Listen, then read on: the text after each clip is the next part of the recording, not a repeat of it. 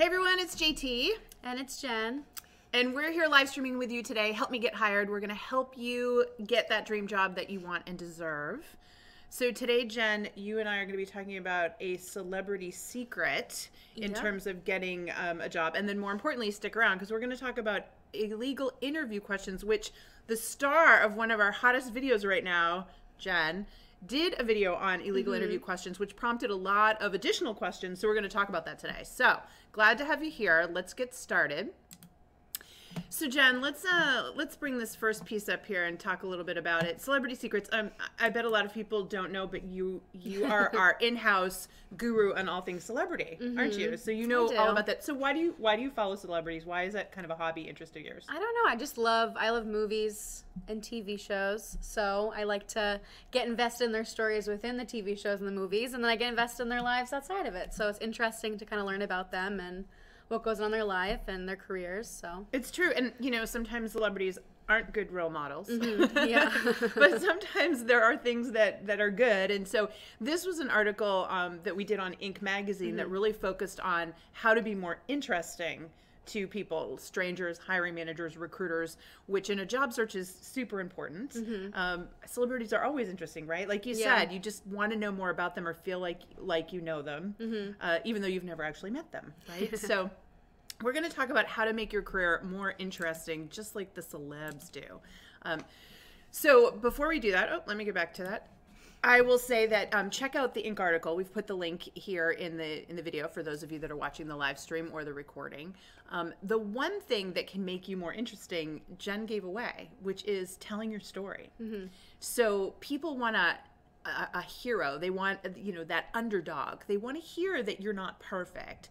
They want to hear that you've had struggles and challenges, but that there's a happy ending, right? I mean, they don't want to know, yeah, I'm totally messed up and my career stinks and I'm a terrible employee. Hire me. Yeah. You know, but it is okay to tell stories about, you know, this is how I started and this is my passion and these are some of the challenges and the roadblocks that I've had in my career to get there.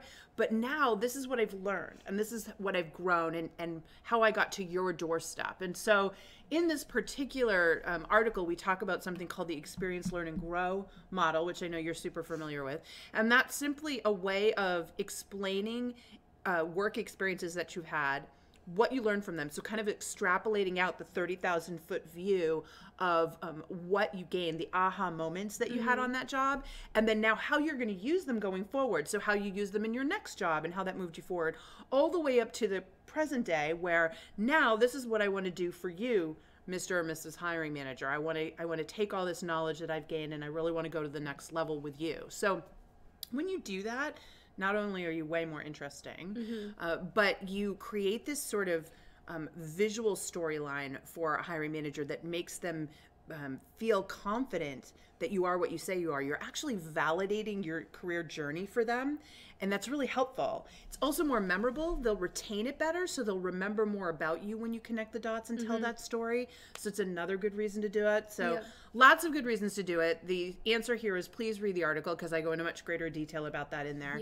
But celebrity secrets, being more interesting, is all about telling your story, and it's not a perfect story. We like the stories that have a little drama in them. Yeah, definitely. And it's very relatable too. You think of celebrities, you think they must have had everything handed to them. It was probably so easy, and then you learn about their career struggles and their journey and how they have come to that successful career that they have now, and it's much more relatable. So if you're struggling in your career, just know, you know, there's a light at the end of the tunnel. It's true. It's so true. That's such a great point. Just being accessible and relatable is a big deal. Being real, you know, and that's what you're doing with that story. So great stuff there. All right, moving on because we're going to showcase our friend Jen here. This was huge. So Jen, you did this video. Yes.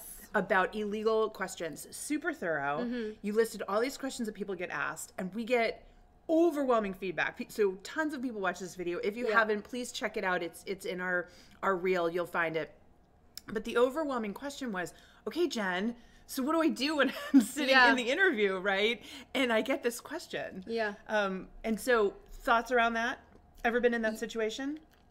I don't think I necessarily have. And if I did, probably at the time when I was interviewing right out of college, I probably wouldn't even realize it was illegal. Yeah. I mean, it's questions that you just hear so much about, but you don't realize that that's not something they're supposed to be technically asking you. Like, what's your age or your religion? Are things you married? Like that. Yeah, Do it's like, kids? oh, these are just conversation starters. They're just trying to get to know me, but really those are questions that they're not supposed to be asking you. Yeah, and it's funny because those are natural and normal questions when you're out meeting people. You're trying to build a bond, find points of commonality and connection. So it does feel normal. We could be ignorant to it. But once you do know it's illegal and know how and why they may be discriminating against you, then it's nerve-wracking. Because you get asked it and, your heart's pounding and you're going, wait, they just asked me something illegal. Yep. So I want to walk people through what to do about this because it is really important. And what we've got is 3 steps for you today. The first is to do your research, super important. We'll talk about that why. Clarify what they're asking, and then the 3-strike rule, which is something that I really encourage people to institute. So the first step is about doing your research. Now, take the time to go over to a site like Glassdoor. Over there, they're going to have lots of information, reviews by employees anonymously, including a whole section, a whole tab around interview process. Now, Jen spends a ton of time on Glassdoor because she actually helps all of our clients, our employers who work with us. And you've seen a lot of information around this. What's some of the stuff that you see in the interview section? In the interview section, you can see charts of if it's a positive experience, if it's a negative experience. Some people will explain why. They'll explain some of the questions that they were asked. Yeah. So definitely gives you an insight into like how the interview will be, what to expect, and nice to have some interview questions there beforehand so you can kind of prep before you go into your own interview. Yeah, you're definitely prepping, but it is a great place. I mean, if somebody's been asking illegal interview questions, they're going to call people out there. They know to go there now. Glassdoor is the #1 destination for that. So be sure to do that homework. That way you'll kind of anticipate whether or not this could happen to you. All right, second step. Someone asks you the question, oh, JT, I see you've got a ring on. Are you married? What you don't want to do is dive into this, that's an illegal interview question. Yep. Because the reality is this person may not realize they're asking it. Very few people, hiring managers, recruiters, are actually trained in legal and illegal questions. If you think about it, the majority of the businesses out there are smaller businesses. They are not large enough to have HR departments and recruiting departments. And even then, hiring managers are completely ignorant to this. So it does happen a lot by mistake. And I want you to give people the benefit of the doubt. So you don't jump in and attack them because literally that's embarrassing and then they're really never going to call you. Yep. So the polite way to handle this is to clarify what they're asking and tie it back to why is that important to the job. So if Jen said, hey, JT, I see that ring on your hand. Are you married? Awkward. But I would say, oh, Jen, so you want to know if I'm married? I'm just curious. How is that important to the job? Or can you tell me how that impacts the job? Or even, can you tell me why that might be important for this job? Yeah. And you do it in a very non-threatening, positive way. Notice I didn't jump on her. I didn't give her a scowl. I didn't change my tone. I stay positive. I just say, oh, thanks for noticing. So you're wondering if I'm married. I'm just curious. Is that an important factor to this job? Why would this play a role in this job? Find your voice for that and really rehearse that so that you clarify what you're asking and then ask the question back. How does that impact this job and how does it relate and why would it be worth knowing or important knowing? And again, like chances are the hiring manager or recruiter doesn't even know that it's illegal and maybe they're just saying, oh, I got married last week. Like some kind of common ground there. Isn't it? They're actually trying to be a friend to you and because of what they know in the personal world. And if you jump back saying, that's a legal interview question, that's just going to, throw off the whole interview. It really is. So just try that, practice it at home, take some of the questions from Jen's amazing video and then ask yourself back so that you get comfortable with it. And once you find that voice, you'll be good to go. Now, here's the last thing I'm going to tell you. I call it the 3-strike rule. So the first time the person does it, you ask the question, ask how it relates. The second time the person does it, you ask the question, you ask how it relates, right? Because now you're building a response pattern to these questions. Third time they ask, that's the strike rule. That's when you actually need to step up and say something. And I know that's hard, but again, 3 times, but it gives you some data and sort of process to back up what you're saying. Yep. So at that point, I might say to Jen, hey, Jen, this is really awkward for me, but this is the 3rd illegal interview question that you've asked me. Asking me if I'm married, asking me about my kids, you know, and asking me about my religion, those are technically illegal interview questions. And at this point, it's making me a little uncomfortable. So I'm going to pass on answering that question. And I hope you can understand. You say that calmly, you say that nicely, you pass on answering the question at that point. You're letting them know, third strike, I got to call you out on this. These are illegal interview questions. You've asked me 3 now. I've got to shut you down.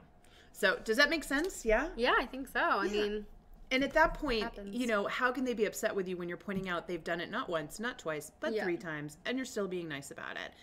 Again, they may be completely ignorant, but at this point, you're standing up for yourself and just saying, look, we can't keep going with this. So, absolutely. All right. Well, if you have further questions on this, here's what we want you to do. Post them here in the video. Also, you can always post them over on Jen's video about the actual legal questions. We really want to help you guys with this stuff. This is one of those tricky situations. But I hope the one takeaway that you have here is that with this information and just a little bit of practice before you go to the interview, you can address this and feel comfortable. Yep. And it's always good to be prepared. So even if they don't ask anything illegal, yep, you'll have that in the back of your mind just in case that comes up in the future. Yeah, I mean, every job is temporary. Undoubtedly, you're going to run into this someday, right? In your whole career, so better to learn it now. Yep. All right, so let's get to some user questions. Yeah, so these are viewer questions. First of all, shout out, thank you to everyone that's been commenting, asking questions in the channel. You're helping us make this channel so much better. We're getting all our ideas for future content based on your questions. So please keep them coming. They're really, really important for us to improve the channel. So first question today is from Grace. Okay. So this came from our 3 things hiring managers want to know about you and from the results from our Career Decoder quiz. So Grace wants to know, what does it mean when you get a fairly evenly distributed results from the Career Decoder test? Yeah, so if you haven't tried the Career Decoder test already, check it out. We've got it in the link here as well. It's a test that we use over on the Work It Daily site. And what it does is it assesses you based on 8 personas.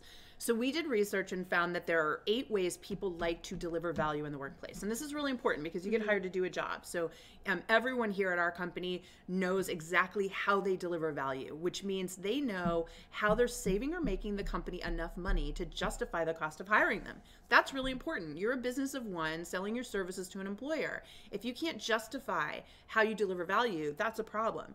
On top of that, really happy people in their jobs deliver value in the way they like.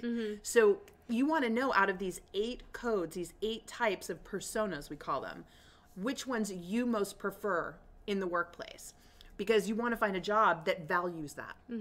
So this person's saying they had pretty evenly distributed results. Now by that, I doubt that they had all 8 evenly distributed. That's usually not the case.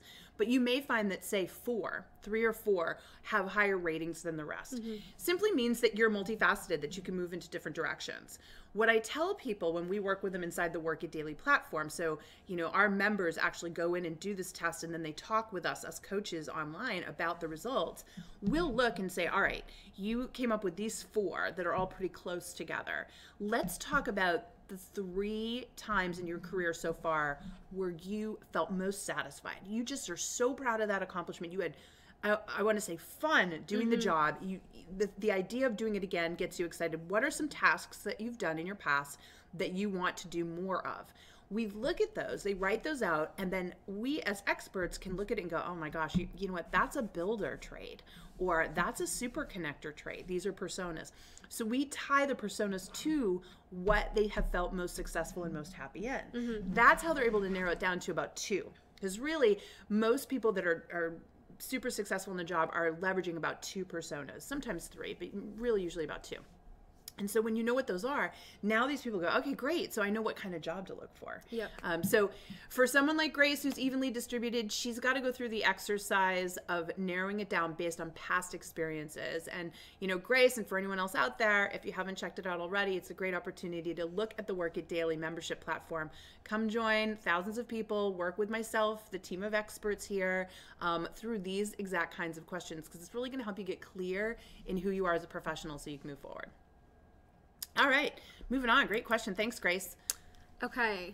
Gospel wants to know, JT, do you think it's okay to apply directly to the company after applying with a staffing agency? Oh, yeah. So this came from a video that we just did called The 6 Signs a Job Posting is Fake. If you have not checked this video out, please, it's blowing up. People are realizing now it's at an all-time high. Scams on job seekers is at an all-time high.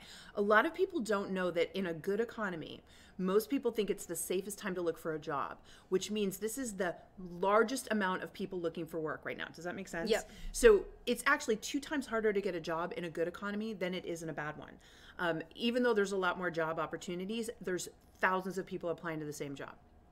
So if you go through a staffing agency, that staffing agency is pitching you for the job. And if you get the job, they're going to get a commission or a cut. Now, once they've submitted you for the job, you're sort of their property. And so if you were to apply directly to the site, you're competing with them. That's a no-no. First of all, the company will see 2 applications. They'll go, which one came in first? They'll go over to the staffing agency and say, you sent this person in first, but they're in my direct inbox as well. The staffing agency is going to come back to you and say, what are you doing? Yeah. You're going to get blacklisted from the staffing agency, and the company's not allowed to hire you because of the fact that they came in first through the staffing agency. So what you need to do, just so you know, is wait. And wait until the staffing agency comes back to you and says, we're passing on you. You are not a candidate anymore for this. And you want to get that in writing or in email, right? Because you could print that out and prove it. Now you've been rejected through the staffing agency process. That it now frees you up to go and apply directly, because you would be able to prove, hey, they actually rejected me and I applied directly. But I'll tell you, before you even do that, just a little tip, I would work the process. We teach people in the Work It Daily platform how to actually identify people who work at the company, how to connect with them, and how to get them to navigate you into the hiring manager so that you're not going through the application process at all. I'd rather see you skip that, get in directly, because referrals always increase the chances that you're going to get an interview. So that would be my advice there. Really be careful and make sure that you've got it in writing or by email that you've been rejected before you ever apply to a company directly. Now, maybe what happens if this person maybe meant to ask something along the lines of they haven't heard from the staffing agency for a month or 2? Yep. Can they follow up with the staffing agency? Great question. You absolutely want to, right? Yeah. So you want to go back and say, I just want to confirm that I'm no longer a candidate for this position. Yeah. And they'll say yes or no, and you'll move on from there. So, but you have to have that clarification. Yeah. Now, if you send an email, they don't respond, then guess what? They didn't opt to respond. Give them a week. If nobody responds to you, then that's a sign that you're out of the running, so you can apply directly. Yeah, great question, by the way. All right, and let's take a look at our third and final today. This one's from Jasmine. Okay, she would like to know, you seem to be interchanging panel interview with group interview, and this is for from her video, 4 A's for acing the group interview. She thinks that the group interview was where there were several candidates being interviewed at the same time. Yeah, that's a great question. So it's been kind of interchangeable, and only recently has that been clarified. So we had always referred to a group interview as the equivalent to a panel, meaning there's a bunch of people interviewing you at one time. And the reason companies do that is it saves them time, and it also makes sure that all the people that are deciding whether or not you're fit for the job are actually on the same page and hear the same thing. Now, another form of interview, if we want to clarify that, another type of group interview is a situation where they bring in 10 candidates at the same time and they start asking them all questions and they see how they interact and, you know, who dominates the conversation, who has the best answers. It's extremely stressful, really awkward. So why do companies do it? It's usually for specific roles that involve intense teamwork. So they're trying to see how you navigate a situation with a group of strangers, how you position yourself, how you add value without dominating. They're really testing what's called emotional intelligence. And so obviously this is a company that values that heavily and wants to see that you have a higher level of EQ. So if you find that you're going to be going into one of these group interview settings with multiple candidates, study up on your EQ. You want to read as much as you can about emotional intelligence and what it means and how to present the best foot forward, because that's what they're looking for in that situation. Otherwise, you could go in, you could dominate, you could be too weak, whatever, and you won't get the job. Yeah. All right. Well, that was easy. Yeah, those questions were good. Excellent. Okay, so to recap, folks, Celebrity Techniques, check it out on how to be more interesting. Use those stories. Check that out in our links below. Definitely check out Jen's video on the illegal interview questions. It is the most comprehensive video. And of course, remember what we taught you today, the 3 tips for how to respond when you've been asked that. It's all about that research, reframing the question and asking for clarification, and then the 3-strike rule. Yeah. And then thanks again for the questions. Keep them coming. We love them. So we will see you guys next week. hopefully you'll come back on again. Yeah, and then just a reminder to hit the subscribe below and Yeah. the little bell if you want notifications every time we go live. Please, and if you like this, share, comment your questions below. You know, send it to your friends. We're really trying to grow the Work It Daily. We'll shamelessly ask for those likes and follows. I have no problems doing that. All right, everyone. Thank you so much for stopping Thank by. you. We'll see you guys soon. Bye-bye.